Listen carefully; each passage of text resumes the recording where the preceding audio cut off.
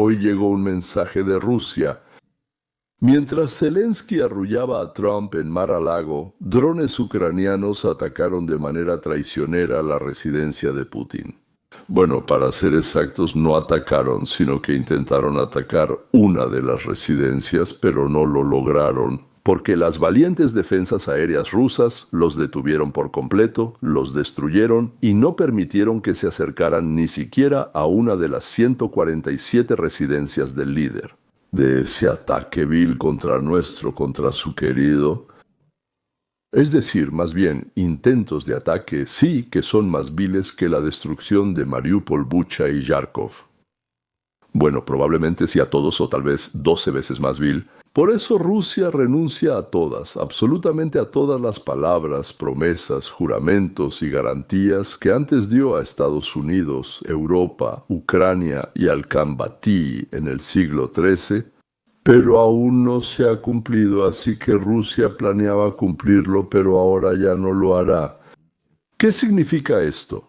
Tal vez dentro del ejército ucraniano hay fuerzas que quieren detener las negociaciones de paz y tienen suficiente influencia como para enviar un dron y bombardear la residencia de Putin justo en el momento de las negociaciones. ¿O es simplemente una invención de los moscales para no cumplir nada? ¿Qué le prometió Putin a Trump? Bueno, justo antes de hablar con Zelensky, le prometió algo para tantear si Ucrania aceptaría eso. Tan pronto como se dieron cuenta de que no, inmediatamente dijeron que se ofendieron y que ahora van a revisar todo. Aquí, claro, sin tequila no se entiende. Bueno, está bien, si hablamos en serio. En realidad son dos preguntas. La primera, ¿creemos al Kremlin? Y la segunda pregunta, ¿qué es lo que realmente quiere Rusia? Durante los próximos 20 minutos vamos a analizar estas preguntas juntos. Por ahora, la suscripción, la campanita y los likes siguen estando en los mismos lugares de siempre. Además, estos últimos días todavía pueden descargar mi entretenida economía política. Es un libro llamado Capitalismo 101. A partir del 1 de enero la volveremos a poner de paga y se podrá comprar en Amazon, ahí en Camerton Global. Bueno, está bien, entonces, sobre nuestros genios diplomáticos de Moscú, ¿se les puede confiar? Desde misiles supersónicos hasta tanques de batalla principales, Rusia ama presumir de sus innovaciones militares. Una y otra vez hemos visto al presidente del país, Vladimir Putin, y a sus diversos secuaces del Kremlin presentar cazas y sistemas de misiles extravagantes que supuestamente deberían cambiar el rostro de la guerra como nunca antes. También hemos visto cómo muchas de estas llamadas superarmas resultaron ser fracasos totales, muchas de las cuales terminaron siendo nada más que costosos y vergonzosos errores, acumulando polvo en almacenes en vez de asegurar la supremacía en el campo de batalla. Este es el programa de televisión británico El Show Militar. Lo ven alrededor de 2 millones de personas, principalmente en Europa. Vamos a ver también, como quien dice, y veamos qué es lo que han desenterrado ahí. El T-14 Armata debía continuar la rica herencia de Rusia en la creación de algunos de los tanques más resistentes y temibles del planeta. Hasta ahora ha fracasado en todos los frentes, y estos fracasos comenzaron desde el primer día. Varios T-14 fueron presentados públicamente por primera vez en el desfile de la victoria en Moscú en 2015. Durante el ensayo, uno se detuvo de repente. Este fue solo el primero de muchos indicios de que la Armata nunca cumpliría las expectativas, pero eso no impidió que la propaganda del Kremlin la presentara como un avance revolucionario en la construcción de tanques. De hecho, durante más de 15 años, desde que en 2009 se inició oficialmente el trabajo en la Armata, ha seguido siendo uno de los temas favoritos de discusión. En el país se imprimen sellos postales con la imagen de la Armata y varios funcionarios la han elogiado por su diseño. El ejército ruso anunció grandes planes para adquirir unos 2.300 de estos tanques para 2020. Todo está genial. La Armata es la más impresionante, el mejor tanque del mundo para los desfiles. Pero es bueno para ir de un lado a otro, especialmente cuando nadie le dispara. Los subtítulos de Dimator-Sok costaron miles de millones. Todo el mundo ha sido advertido sobre el gran poder de las fuerzas blindadas. Y bueno, todos se asustaron, claro, sí, pero hay un pequeño problema, pero es un problema. Dmitry Rogozin, ex jefe de la corporación estatal Roscosmos, admitió que el tanque Armata es completamente inadecuado para el combate. ¿Que el Armata nos sirve para qué? ¿Para la guerra? Es muy buena, pero no sirve para la guerra.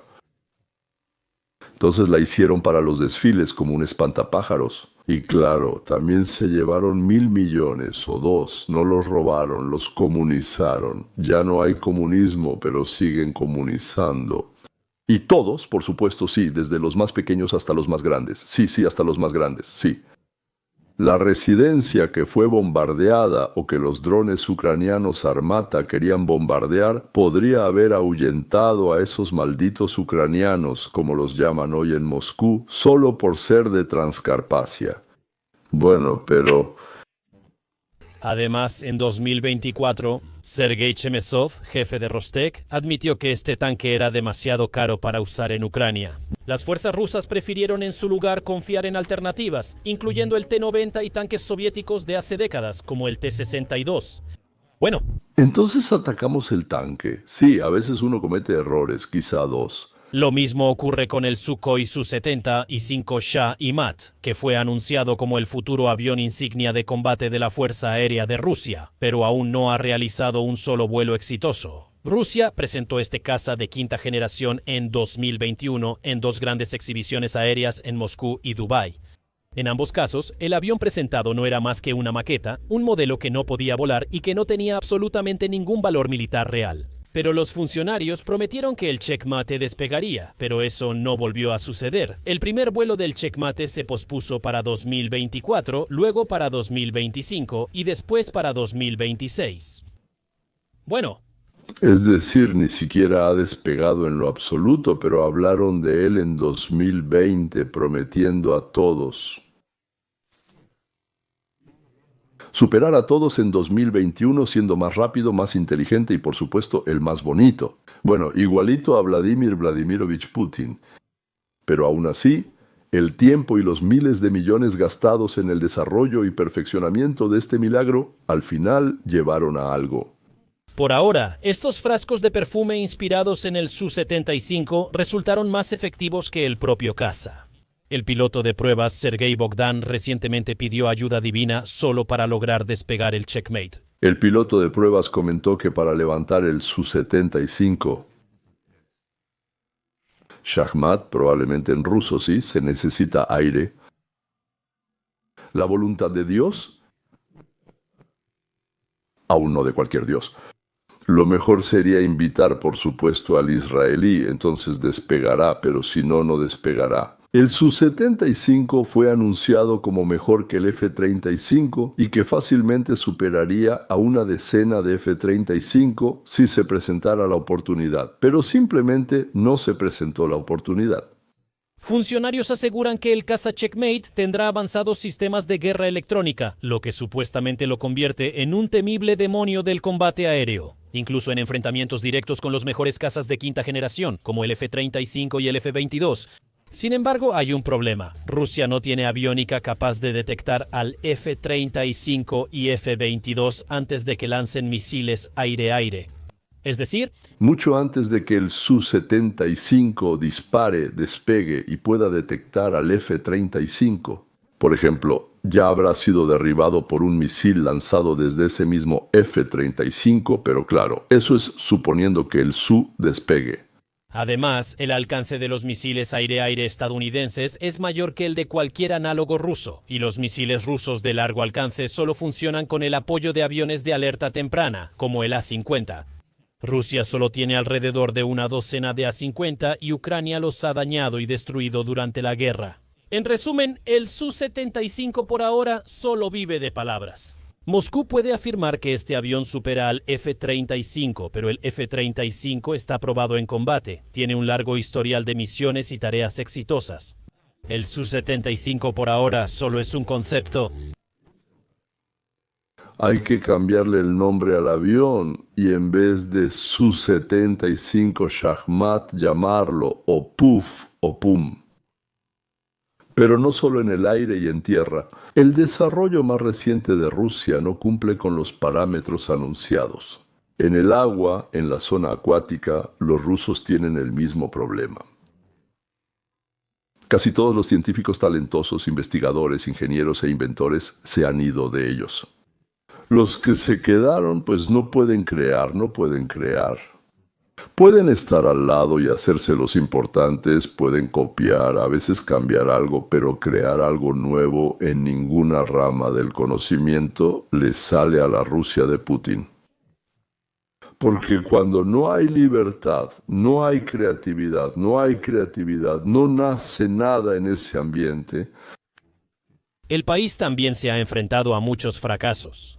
Fracasos como el patrullero del proyecto 2660. El primer barco se inició en 2014, seguido de 5 más. En total son 6, uno aún en construcción. De los 5 que se votaron entre 2017 y 2024, uno, Sergei Kotov, ya fue destruido. Las fuerzas ucranianas lo enviaron al fondo el 5 de marzo de 2020 usando drones navales Magura 1.5. El helicóptero K-29 que estaba a bordo también fue destruido. Rusia nunca imaginó este proyecto así. El proyecto 2260 debía ser una adición audaz, emocionante e innovadora a la Armada rusa. Se suponía que cumpliría con todas las tareas correspondientes de un buque patrullero moderno, como la búsqueda y detección de submarinos enemigos, combatir barcos de igual o menor clase, atacar objetivos en tierra o mar, apoyar unidades y brindar defensa antiaérea cuando se requiera. Pero no puede hacer eso. Aunque desplaza 1.700 toneladas y mide más de 300 pies, 94 metros, casi no tiene capacidades ofensivas, con solo un cañón de 76 milímetros, algunas ametralladoras y sistemas portátiles de misiles antiaéreos. Un segundo, ¿son idiotas? Tanto los que lo diseñaron como los que lo construyeron, los que lo aceptaron y los que lo elogiaron. La respuesta es simple, sí, son idiotas. Y también trepadores, por supuesto. Idiotas y trepadores, esa es una combinación doble. Eso domina en la Rusia moderna. En todas partes donde tienes que llevarle algo al jefe, algo que el jefe realmente quiere, pero tú no sabes cómo hacerlo. Sí, que viva el putinismo, es decir, la mediocracia. En ruso, eso significa mediocridad. Hoy Rusia es un país de mediocridad, lo que según los Strugatsky significa que ahí mandan los grises, que siempre llevan al poder a los negros. No me refiero a los africanos, me refiero a los camisas negras. El talento y la iniciativa se fueron. Kupish se fue a París. Eso me decía mi mamá cuando era niño. Y aquí, el talento y la iniciativa se fueron a París, Berlín, Londres y sobre todo a Nueva York. Una vez más, por cierto, no es la primera vez, ya solo a donde se iban antes, la mayoría, eso cambió. Y así, de donde huyen, ahí quedó tan mal con los genes como solo puede estar de mal. Quedó la mediocridad, quedó la lealtad, quedó la falta de riesgo y cualquier iniciativa es castigada. Bueno, la Rus rústica, ignorante, tonta, adormilada, que odia todo y a todos, pero por el gas, el petróleo, la madera, la miel, el plumón, los arándanos. Que anda en Ferrari y usa relojes Rolex Daytona de oro de $20 millones cada uno, pero esa nueva mediocridad, aunque tenga un Rolex en la muñeca, no puede inventar nada, porque es puro lujo, o en el mejor de los casos, solo un suspiro. Inicialmente, los ingenieros rusos planearon equipar la nave con sistemas modulares como bloques de armas intercambiables para diferentes misiones y condiciones de operación. Esta idea nació en Estados Unidos, donde hace más de 10 años la Marina de Estados Unidos estudió buques de combate litorales modulares. Pero pronto se dieron cuenta de que en teoría sonaba mejor que en la práctica, ya que los barcos resultaban muy caros y el cambio de módulos tomaba semanas. En lugar de aprender de la experiencia de Estados Unidos, Rusia decidió obstinadamente seguir con esta idea, lo que llevó a la creación de una serie de barcos modulares, pero sin los propios módulos para equiparlos. Eso sí es muy nuestro, robar la idea, pero no averiguar qué pasó realmente con esa idea y por qué no se aplicó. El proyecto 22, Tecnologías de la Información. 160 es el mayor fracaso de construcción naval en la historia moderna de Rusia. Sus desventajas no solo superan, sino que no tiene ninguna ventaja. El bajo desplazamiento hizo insuficiente la navegabilidad. El armamento modular nunca se desarrolló ni produjo, dejando a los barcos con solo un cañón de 76 milímetros y un par de ametralladoras de 14,5 milímetros. ¿Qué puedo decir? Continuamos. Solo queda suspirar y decir que es bueno que a esta vaca bravucona alguien no le dio cuernos. Pero veamos otro excelente ejemplo de la ciencia, la tecnología y la propaganda rusas. Lo más fácil es cambiar la etiqueta. En realidad, antes era un impresionante bombardero de quinta generación, pero cuando no pudieron robar las ideas, lo llamaron bombardero de sexta generación para ganar tiempo. Y esperan que de todos modos logren robar algo. Como el B-2, el Pagda es un ala volante con recubrimiento especial que absorbe ondas de radio y no tiene estabilizadores verticales. El alcance declarado de su vuelo es de aproximadamente 7.500 millas o 12.000 kilómetros y la carga útil declarada es de 30 toneladas. Y se considera uno de los aviones más furtivos jamás creados. Almacena todas las municiones en su interior para minimizar el área de superficie externa y alcanza velocidades supersónicas sin usar postquemadores. Diversos informes sobre este avión también mencionaban a veces armas láser modernas, sistemas de guerra centrados en la red y vuelo completamente autónomo. Todas estas características y ventajas aún son hipotéticas. O sea, es una mentira descarada. Rusia no sabe hacer nada parecido. Si supiera, ya lo habría usado en otros lugares, pero no sabe. Pero habla muy fuerte, habla tan fuerte que hasta ella misma se convenció.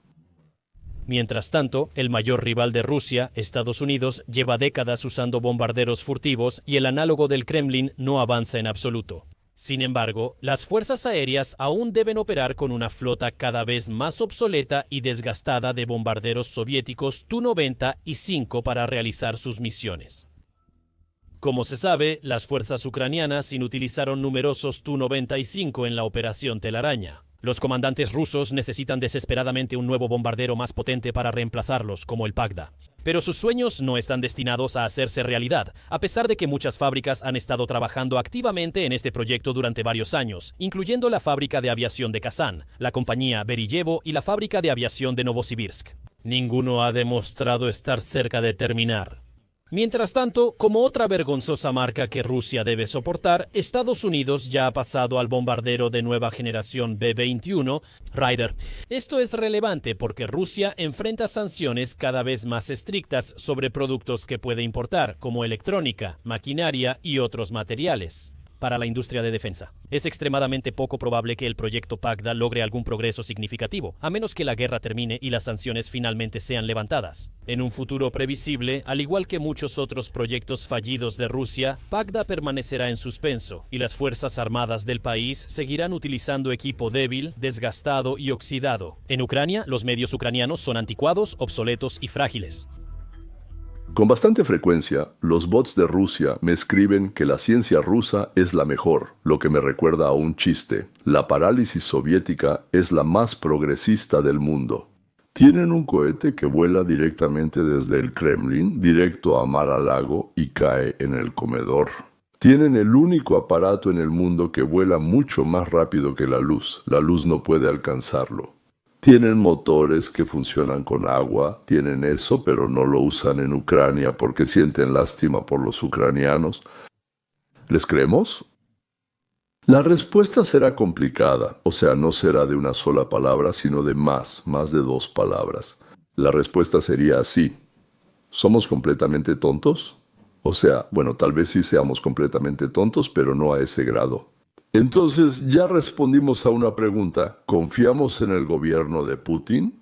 No, bueno, para que todos entiendan, o sea, hay que decir, o en hebreo, lo significa lo mismo. Así que con la palabra no confiamos para nada. Ahora, la segunda pregunta trascendental. ¿Qué es lo que quieren realmente en el Kremlin? ¿Qué quieren? ¿Qué es lo que quieren?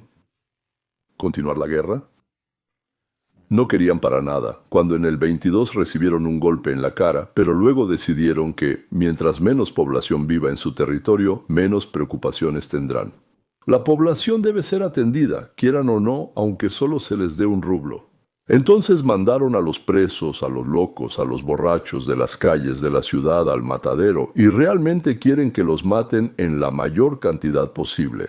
El petróleo y el gas traen suficiente dinero como para armar a esos grandes tipos duros. Y hasta sobra para un capuchino con, bueno, no sé, algunos lo acompañan con un panqué, otros con cocaína. Se vislumbra un retroceso, es decir, que Estados Unidos deje de financiar a Ucrania y posiblemente, la desintegración de la OTAN. Bueno, suena tentador y bonito. En Moscú piensan que Ucrania ni siquiera podrá resistir y que en 1 o 2 años caerá como una pera madura sin que haya que hacer nada. Bueno, tal vez cortemos la parte occidental, la cortemos pero no vamos a compartir nada con nadie. Simplemente para que no estorben, que vivan como quieran. Que se unan con Lituania si quieren, pero todo hasta las regiones occidentales volverá a ser auténticamente ruso y se añadirá tierra fértil y muchos minerales. Y ahí había 45 millones de personas, pero ya algunos se han ido y otros se quedarán en Occidente. Si Ucrania no firma la paz, ni Estados Unidos ni Europa la van a proteger formalmente. Si se firma, Estados Unidos dejará marines y misiles en la línea de separación por 10 años y empezará a extraer minerales según el contrato. Y si no, Estados Unidos irá con Rusia por esas tierras raras y otros recursos. ¿Qué es lo que les interesa ahí? Por eso parece que Rusia hará todo lo posible para que no se firme la paz con Ucrania, sobre todo porque después de una paz formal pueden empezar los conflictos, pueden empezar los problemas. Bueno, sobre la conducción de la guerra, los resultados de la guerra dentro de la propia Rusia, ¿a quién le importa eso? ¿Quién está sentado ahora en el Kremlin? ¿Y cuál es la conclusión? Los halcones de Putin entonces, igual que los de Brezhnev, los de Khrushchev, los de Stalin, y ahora los voy a sorprender, son mentirosos, o sea, farsantes, ni más ni menos que los de Brezhnev, los de Khrushchev, los de Stalin. Exactamente los mismos groseros descarados con aires de señorito y la psicología de un plebeyo que tienen tanta honra y dignidad como los estafadores somalíes en Minnesota, solo que los rusos robaron más de 8.000 millones, que es lo que los somalíes se robaron en Estados Unidos. ¿Y en qué confía el liderazgo ucraniano? En el a ver si en 1 año, bueno, en 2, Rusia se desmorona, a ver si empiezan guerras civiles entre Moscú y las regiones periféricas, o entre Nikolai Patrushev, el ideólogo del ala de seguridad, y Ramzan Kadyrov, el varón regional de la fuerza, o el burócrata tecnócrata Mishustin y el representante de la familia Putin, Boris Kovalchuk. También está Ana, ¿cómo era? Tsivileva o Tsivileva, no recuerdo bien el apellido, sí, en fin, Tess. Y alguien retirará tropas de Ucrania y las enviará a asaltar Moscú, y en las regiones comenzará el caos, y pedirán protección a Ucrania, y habrá felicidad. Parece que esa es la única explicación racional de la política de Ucrania si lo traducimos al lenguaje de Las Vegas. Apostar todo tu dinero, la vida y el destino de tus hijos al negro y esperar que el día de mañana, pulgar arriba, vivan como héroes, pulgar abajo, y entonces todos, absolutamente todos, estarán perdidos. Aquí tengo una pregunta para ustedes, queridos oyentes, espectadores, observadores. ¿Ustedes apostarían el futuro de sus hijos al código? Donde la probabilidad es 50-50, leer no, ahí acaba todo. Compartan con sus amigos, suscríbanse, descarguen la entretenida Economía Política Capitalismo 101 gratis y además, señores, conviértanse en patrocinadores del canal. Son $4, puede ser más, pero el mínimo es de $4 al mes y si se suscriben por 1 año, sale a $3 cada mes. Así que una vez más, felices fiestas anticipadas. Creo que todavía voy a salir al aire 1 o 2 veces antes de Año Nuevo, pero si alguien no me escucha, entonces, pues que tengamos un cielo. Entonces, así, sobre Ucrania e Israel, un cielo limpio, sin explosiones ni asesinatos. En Rusia, quitarse esa porquería si alguna vez se logra. No solo hablo de Vladimir Vladimirovich, sino también de los demás. Y a nosotros limpiar nuestros establos. Adiós.